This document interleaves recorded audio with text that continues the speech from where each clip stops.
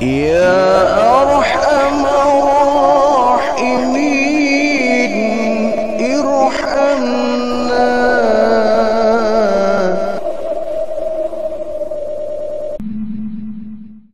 Abi Hurairah radhiyallahu anhu qala Rasulullah sallallahu alaihi wasallam sinfani min ahlin nari lam arahuma qaumun ma'ahum syiyatun katnabil baqari yatribuna bihan nas wa nisaun kasyiyatun ariyatun mumilatun ma'ilatu ru'usuhunna kasnimatil bukhtil ma'ilat la yadkhulnal jannata wa la yajidna rihaha. Dari Abu Hurairah meriwayatkan bahwasanya baginda Rasulullah sallallahu alaihi wasallam bersabda,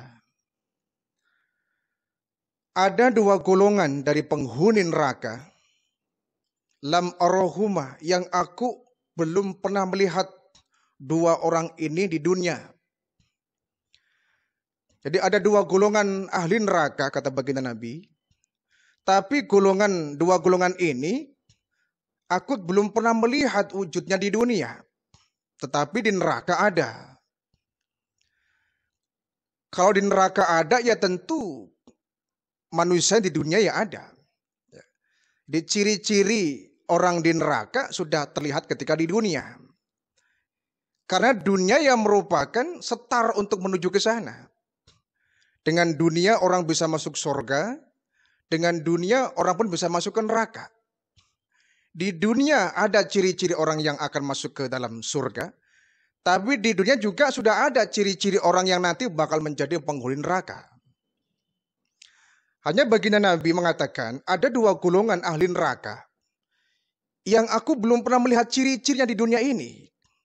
Contoh orangnya belum ada di dunia ini, tapi sudah ada di neraka. Siapa golongan yang dimaksud baginda Nabi ini?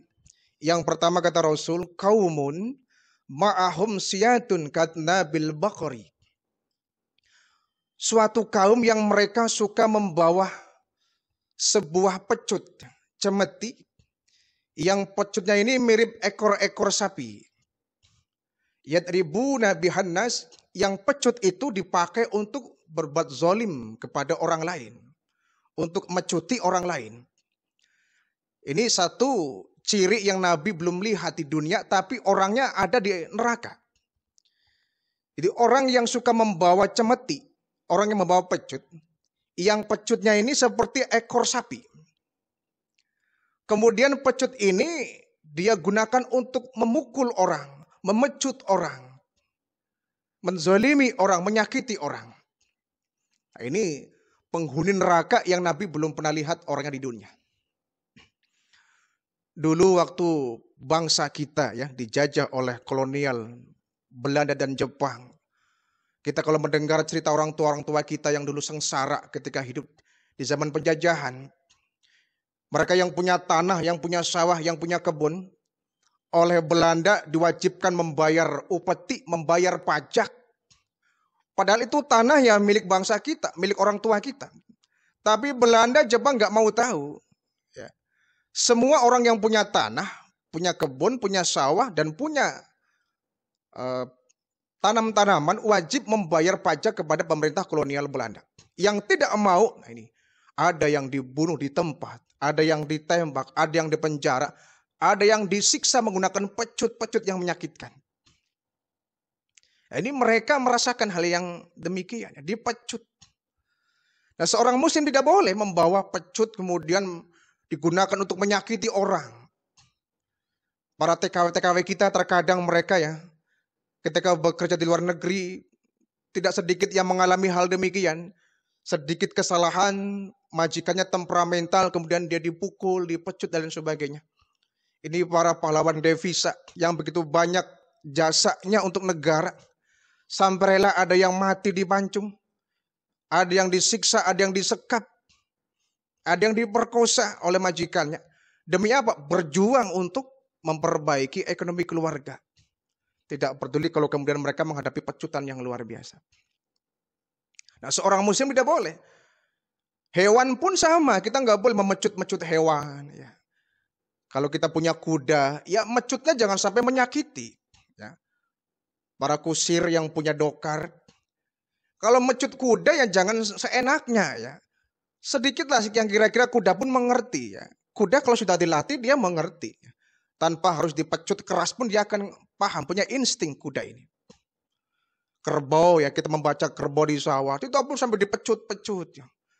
Dia juga makhluk yang punya perasaan, punya badan yang ketika disakiti ya terasa sakit. Tidak boleh kita memecut binatang, memecut kambing ya. Kambing digiring kita pukul pakai kayu. Nggak boleh menyakiti hewan. Kita ini agama yang rahmatan lil alamin. Rahmah bagi lingkungan. Bukan hanya kita harus menjaga hubungan dengan manusia, binatang pun sama, kita jaga hak-haknya. Jangan sampai kita pecut seenaknya. Nah, kecuali konteksnya adalah suatu hukuman ya.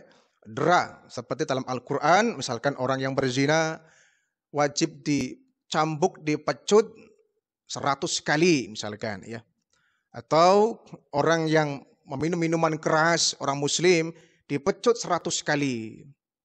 Atau dalam Al-Quran ya, surat An-Nur itu di awal-awal ada orang yang menuduh seorang muslim berbuat zina, berbuat mesum tapi tidak ada bukti. Dia berbohong, dia berdusta, maka pelakunya wajib dipecut 100 kali. Itu pun kalau dia bertaubat kepada Allah, hukuman cambuknya itu nggak akan berlaku. Ketika dia bertaubat kepada Allah, menyesali perbuatannya, maka hukum cambuk, hukum pecutnya itu tidak berlaku. Nah, ini jangan sampai kita mengalami hal demikian. Ini termasuk salah satu dari penghuni neraka. Orang yang suka membawa cemeti, pecut ya. Seperti ekor-ekor sapi yang dipecutkan kepada manusia. Dengan hewan pun kita nggak boleh, apalagi memecuti manusia. Satu.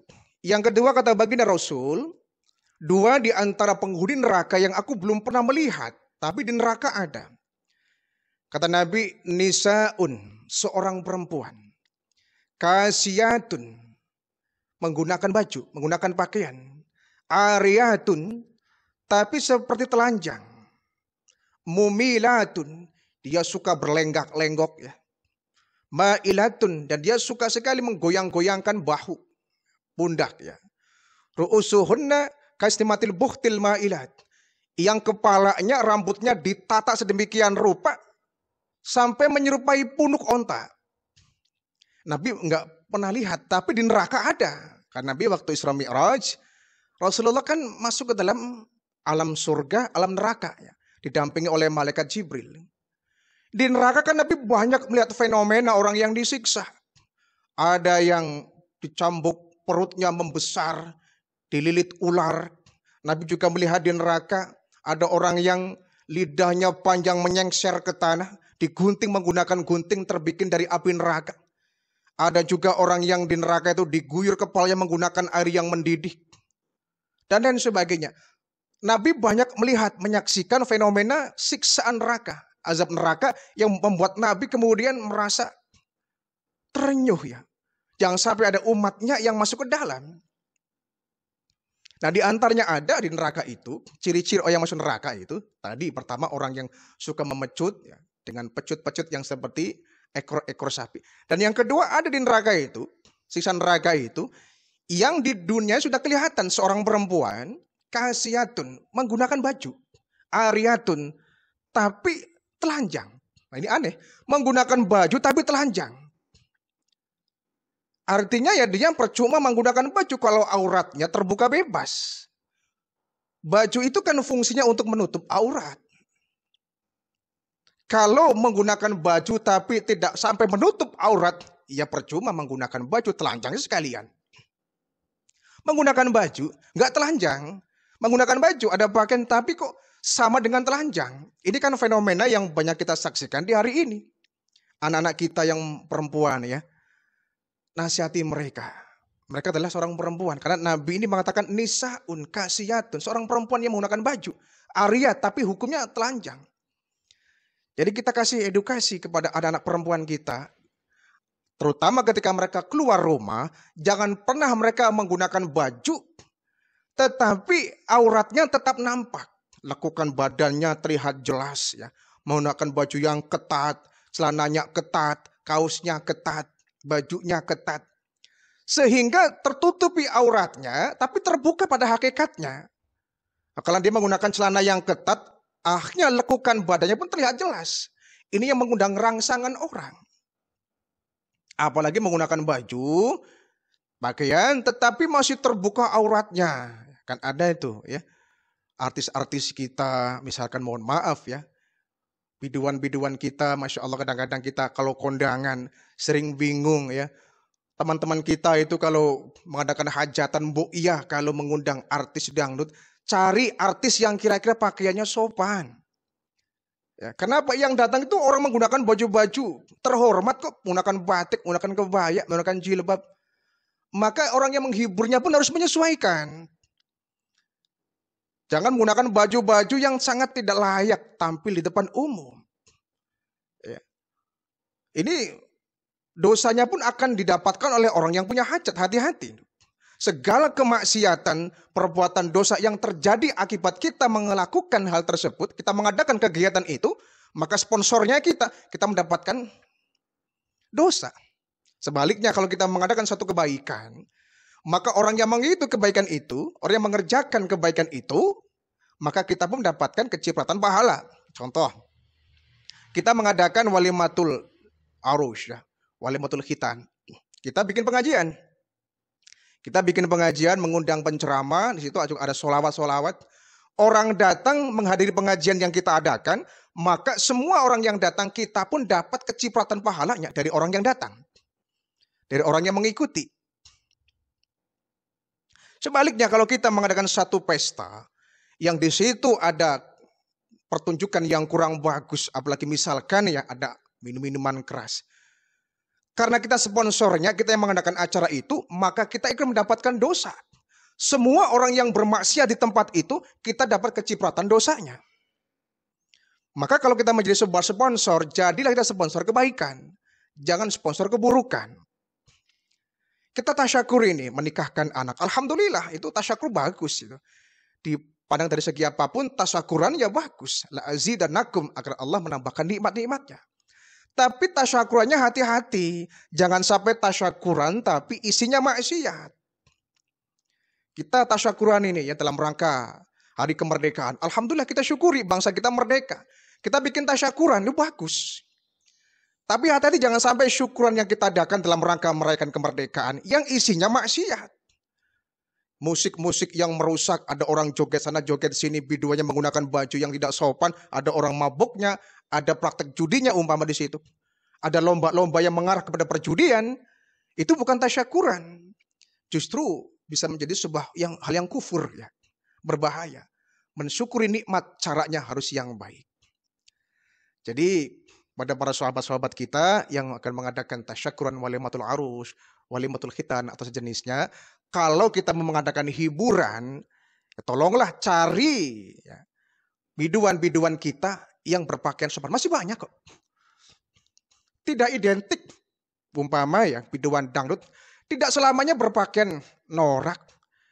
Tidak selamanya penyanyi dangdut itu berbaju compang-camping terbuka auratnya. Banyak kok penyanyi kita yang menggunakan baju yang sopan, baju yang beradab, menutup aurat. Bahkan sekarang banyak bermunculan para penyanyi yang menggunakan hijab, ya, menggunakan jilbab. Cari mereka. Jangan kemudian mencari biduan yang pakaiannya kurang bahan. Pahanya terbuka bebas, dadanya terbuka bebas. Orang pun kemudian ikut berjoget, ikut nyawer istilahnya. Nah, kalau ada kemaksiatan di dalamnya, maka kita yang mengadakan walimah itu, kita dapat kecipratan dosa dari orang yang bermaksiat di tempat itu. Baik, kita kembali kepada nisaun kasiyat ya. Perempuan yang menggunakan baju Arya tapi telanjang. Kan kita bisa mendefinisikan berarti dia menggunakan bajunya ya di luar syariat, di luar hal yang dibenarkan, mungkin ketat ya. Sehingga lakukan bodinya ya jelas sekali. Dia hanya nggak terlihat dagingnya saja. Tetapi dengan lakukan badan yang jelas begitu, orang bisa terangsang. Maka dia dianggapnya sama dengan nggak pakai baju. Mumilatun, dia suka berlenggak-lenggok. Ya. Jalannya dibikin menarik untuk menarik simpati orang. Lenggak kanan, lenggok kiri. Jalan dibikin-bikin. Ya. Ma'ilatun. Dan suka menggoyang-goyangkan pinggul. Suka joget-joget ya, menggoyangkan bahu. Nah, ru'usuhunna kasnimatil buhtil ma'ilat. Rambutnya digulung-gulung-gulung-gulung sampai menyerupai punuk onta. Subhanallah. Ini fenomena itu terjadi. Banyak ya di sekarang ini yang Nabi nggak pernah melihat. Mungkin perempuan seperti ini di zaman Nabi belum ada. Tetapi pasti ada kata Nabi. Karena di neraka ada, di dunia juga sudah ada. Karena dunia adalah ladang untuk akhirat. Tadi saya katakan bahwa dunia bisa membawa orang ke surga, bisa membawa orang ke neraka. Ciri-ciri orang penghuni surga sudah nampak di dunia, ciri-ciri penghuni neraka pun sudah nampak di dunia. Tapi memang dua golongan ini Nabi belum pernah melihat. Tapi di satu zaman akan muncul. Ya. Oleh karena itu jangan sampai ada anak-anak kita yang seperti ini. Jaga mereka ya. Karena mode itu biasanya nggak selamanya membawa kebaikan. Mode itu kan musim, itu kan. Mode itu musim, nggak bisa dilarang. Tapi saatnya hilang ya hilang itu. Mode seperti itu. Nah kita ini setiap zaman, setiap masa pasti ada modenya. Trennya seperti apa. Nah kita boleh saja ikut tren baju kita, pakaian kita ya. Boleh mengikuti zaman, mengikuti tren ya. Tapi jangan kemudian meninggalkan apa yang menjadi rambu-rambu agama, rambu-rambu Al-Quran yang sudah digariskan Allah Subhanahu wa Ta'ala. Jangan sampai pakaian kita menyebabkan fitnah. Ya.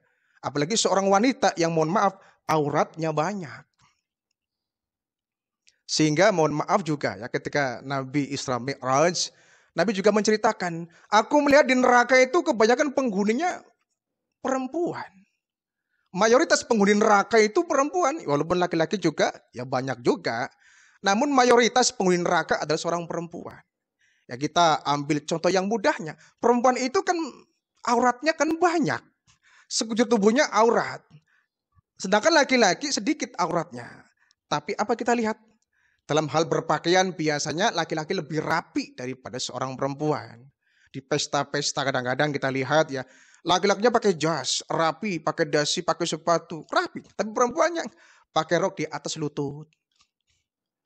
Dadanya terbuka bebas. Padahal mereka terbalik. Mestinya yang tidak bisa menjaga aurat itu laki-laki yang memang sedikit auratnya.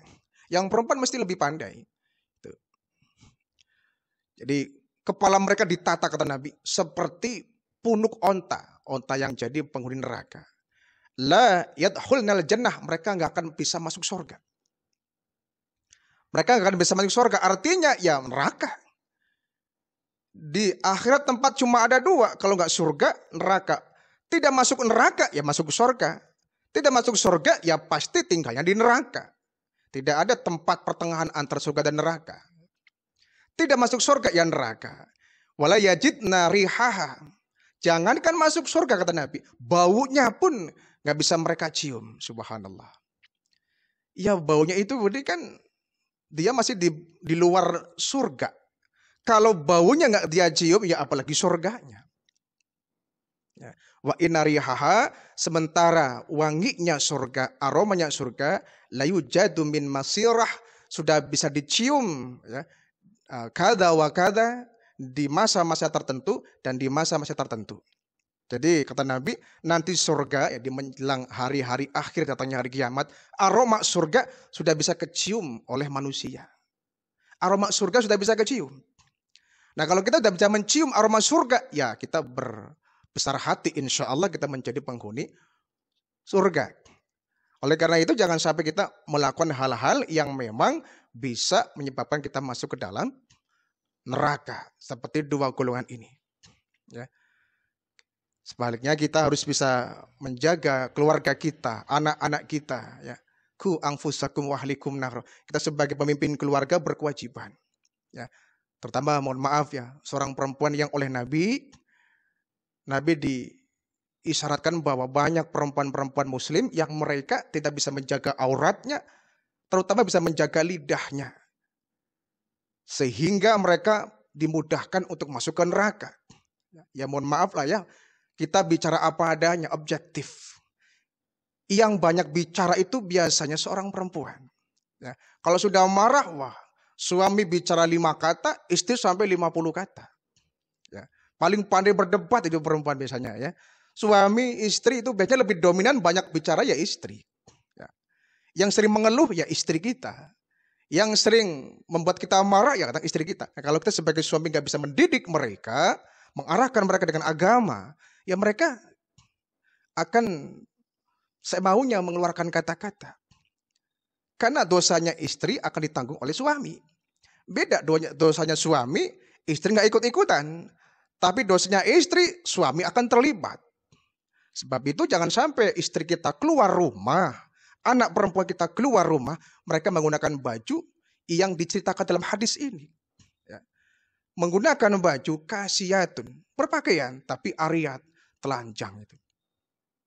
Telanjangnya ini karena auratnya bisa menyebabkan orang lain terangsang. Terutama yang kaum laki-laki. Nama laki-laki itu biasanya paling senang melihat keindahan dalam diri seorang perempuan. Karena Al-Quran mengatakan perempuan itu zuyina linnas, hiasan untuk manusia. Hubbu syahwatu minan nisa. Aku hiasi manusia itu ketertarikan kepada seorang perempuan. Zuyina itu hiasan yang Allah berikan linnas kepada manusia. Di antara adalah hubbu syahwat minan nisa, yaitu rasa ketertarikan kepada seorang perempuan.